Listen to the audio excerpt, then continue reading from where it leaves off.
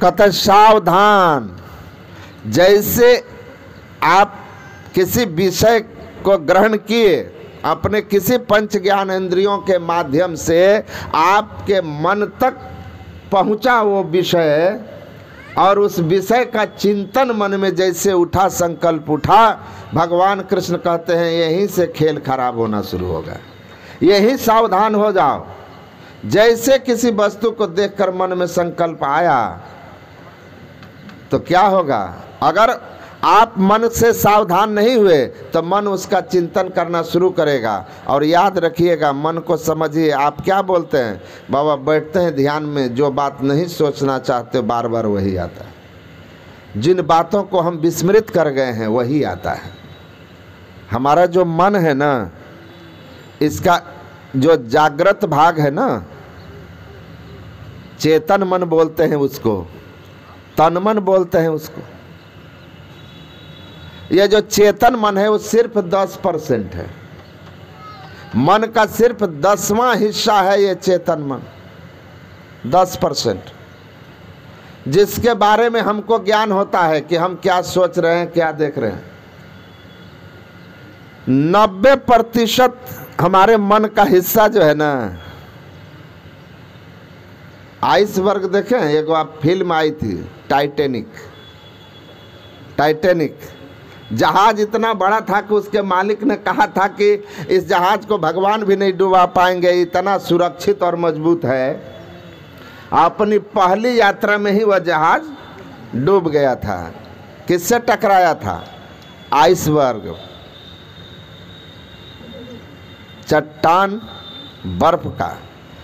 Iceberg जो होता है ना, उसका थोड़ा सा हिस्सा, वो पिरामिड के आकार का होता है, थोड़ा सा हिस्सा ऊपर दिखाई देता है, आपको लगेगा कुछ नहीं है, लेकिन वो नीचे जैसे जैसे जाता है ना, एकदम चट्टान की तरह मजबूत और बहुत फैला हुआ होता है। पायलट जो चला रहा था ना, कैप्टन, उसको लगा ये तो बहुत छोटा सा है, तोड़ के निकल जाएंगे, इसमें क्या रखा है। और जैसे टक्कर मारा, उसका जहाज का नीचे का सब पाट टूट के बिखर गया, क्योंकि नीचे तो बहुत चौड़ा फैला हुआ था।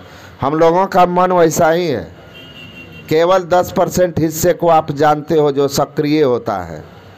अभी आप बैठे हैं ना, और अंतर में भी 2 भाग है। अभी आप बैठे हैं, आप में से किसी को मान लो एक बात कहते हैं, सत्संग में आए, उनको तंबाकू की आदत है, हुआ कि तंबाकू निकाल के खा लेते हैं। सिगरेट पीने की आदत है, आपको लगा सिगरेट पी लें, तब आप क्या करते हैं? अपने मन को कहते हैं नहीं नहीं अभी नहीं। किसी से बात करने का मन है, सोचते हैं कि बात कर लूँ, फिर कहते हैं नहीं सत्संग है, बाहर जाके करेंगे। आपने अपने मन को उस समय रोक लिया, और सत्संग में आप अपने मन को लगा लिए।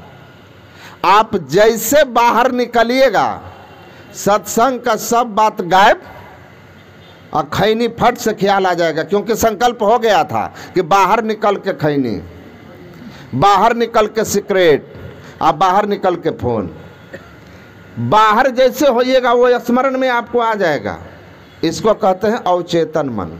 कुछ देर के लिए, घंटे 2 घंटे, दिन 2-4 दिन के लिए जिसको आपने दबा के रखा है ना, इस जन्म के अधिकांश घटनाएं, स्मृतियां, भावनाएं, चिंतन जो हमारे मन के अंदर में हैं, अवचेतन मन है, सबकॉन्शियस माइंड है। और उसकी भी नीचे गहरी परत होती है, वो हमारे जन्मों के संस्कार की स्मृतियां हैं, पूर्व जन्म के मन के चिंतन, संकल्प, यादें हैं, अन्य जन्म की घटनाएं, वो सब संकलित है। आपका मन एकदम मेमोरी कार्ड, हार्ड डिस्क की तरह है, मेमोरी कार्ड की तरह है, वो एकदम गहरे में बैठा रहता है। साधना में जब आप शुरू करते हैं तो संकल्प लेता है कौन? सक्रिय मन संकल्प लिया कि आज तो 3 बजे जग के रहेंगे, चाहे जो हो जाए। और आप जब सोए और 3 जब बजा और मोबाइल में लगाए थे अलार्म जब बजा, तो उस समय आपका अवचेतन मन कहेगा ठटाक, घंटी बंद किया, मोबाइल बंद किया, और कहेगा, संस्कार से चलता है ना, वो कहेगा 10 मिनट बस सूत लो। उसके बाद तो करना ही है। और 10 मिनट जब सोए तो पता चला 4:15 बज गया। तो हमारा अवचेतन मन जो है ना, हम ऊपर कुछ सोच रहे होते हैं और भीतर से संस्कार अवचेतन मन का होता है, चित्त से वो आता है और वो हमारे मन को, सक्रिय मन को नियंत्रित करने का काम कर रहा होता है और उसके बारे में आपको पता ही नहीं होता है। तत्काल की है तो कुछ समझ में आएगा, लेकिन बहुकाल की है तो समझ में नहीं आएगा। और जो एकदम गहरे में बैठा हुआ है पूर्व जन्म का, उसको कहते हैं अचेतन मन, अनकॉन्शियस माइंड। वहां तक तो हम लोग कभी कभी स्वप्न में जाते हैं। अवचेतन मन स्वप्न में रोज आपके आता है, अचेतन मन कभी कभी। और तीनों परतों को आपको धोना है। आप तो पहली परत में ही फंसे हुए हैं। एक 10% हिस्से को आप जानते हो, कहते हैं मन बड़ा बलवान है। अरे अभी 90% बैठा हुआ है छिप के, उसको तो आप जानते ही नहीं है। जितना आप मन को जानते हैं उससे 10 गुना अधिक बलवान है। अब उस मन से लड़ना है। इसीलिए एक क्षण में छिन में बहुहरी तरंग उठे, क्षण में धन खोजत लोग लुगाई। एक क्षण एकदम पूरा परमात्मा की बात कर रहा है और दूसरे क्षण धन का चिंतन। बैठ करके भगवान की बात कर रहे हैं, सामने से एक चमचमाती कार निकल गई, ध्याय तो विषयान पुंसा, मन करने लगा हमारी कार पुरानी हो गई, अबरी इसी तरह का लेंगे। भगवान खत्म हो गए, कार पीछे चला गया। मन, अब कार तो आंख से ओझल हो गया, लेकिन मन उस कार के पीछे पीछे भागते जा रहा है। भागते भागते जब तक उस कार को खरीद नहीं लेगा तब तक अभी मन शांत होने वाला नहीं है। भगवान कहते हैं यही सावधान हो जाओ। जैसे कार के पीछे भागे, कहे कि बट कुछ है। एक बड़े अमीर सत्संगी हैं, उनके घर में जो है ना, वो साल में हमको एक बार बुलाते हैं सत्संग करने के लिए। उनके घर में BMW, मर्सिडीज और कौन कौन कार है, सारी महंगी कारें, सारी महंगी कार है।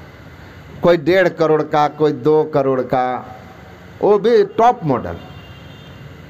उसमें एक दिन बैठे थे, चर्चा हुई, बोला सबसे बहुत महंगी कार है। हम बोले हाँ, बैठने में ठीक ठाक है, लेकिन काम वही करता है जो मेरा अल्टो 1.5 लाख वाला, जगह पर पहुंचाने का, जगह पर पहुंचाने का। तो कोई ज़्यादा मतलब नहीं है। मतलब ये मन है, विरति चर्म संतोष कृपाणा। इस मन से लड़ना है ना, तो आपको वैराग्य की ढाल लेना पड़ेगा।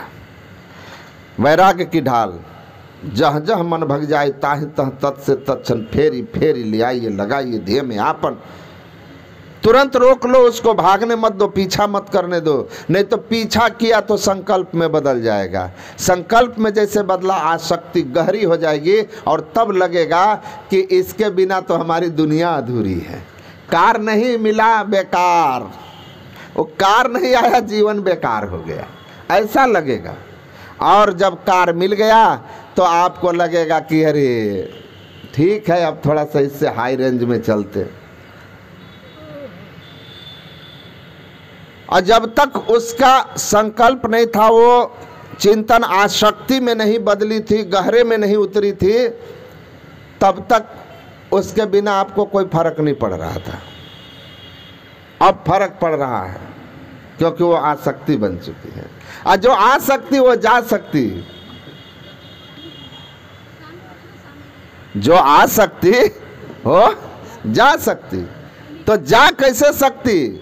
तो पलटू साहब कहते हैं कि जो छिन में हरि तरंग उठे, छिन में धन खोजत लोग लुगाई, और छिन में बहु जोग बैराग खते, छिन काम क्रोध को मारन झाई, छिन में बहु भोग विलास करे, छिन धाय करत उठी कुटिलाई, आ पलटू कपटी मन चोट करे, हम जाई बचे गुरु की शरणाई, कवच अभेद विप्र गुरु पूजा, यही सब विजय उपाय न दूजा। तो वैराग्य की ढाल आपको रखना है और गुरु की पूजा, गुरु के शरण में रहना है, आज्ञा में रहना है। कहते हैं संतोष के कृपाण से धन की जब आसक्ति बढ़ने लग जाए कि जो 10 20 50 भय सत होई हजार, तो लाख मंगेगी कोटि अरब खरब असंख्य, धरापति होने की चाह जगेगी, पृथ्वी पाताल हूँ राज करो, तृष्णा अधिक ही आग लगेगी, और सुंदर एक संतोष बिना सठ, तेरी तो भूख कभी न भगेगी। तो संतोष के कृपाण से आप धन की मांग, संसार की मांग को काटते रहिए, और वैराग्य का ढाल जब रहेगा ना तो संतोष का कृपाण बड़ा काम करता है। वैराग्य का ढाल हो, वैराग्य का मतलब होता है ईश्वर्ग भोग, ईश्वर्ग भोगेषु इच्छा राहित्यम इति वैराग्यम। आदि गुरु शंकराचार्य कहते हैं इस संसार के जिन भोगों के बारे में आप जानते हो, सुनते हो, और इस संसार के बाद स्वर्ग के अनेक लोकों के भोगों के बारे में आपने जो सुना है, इन दोनों तरह के भोगों की जिसके ने इच्छा का त्याग कर दिया वही वैराग्य है। सांसारिक भोगों की कामना आए, इच्छा जगे, वैराग्य का ढाल पहनिए, अपने को सुरक्षित कीजिए। उसके हमले से क्या करता है वो ढाल, क्या करता है? कोई शत्रु हमला करता है तो उस हमले से हमारे शरीर की रक्षा करता है। तो जब विषयों का आकर्षण हमला करे तो वैराग्य की ढाल से अपने आप की रक्षा कीजिए। और जब मन में आए विषय भोग की कामना तो मन को इतना तो जरूर समझाना चाहिए।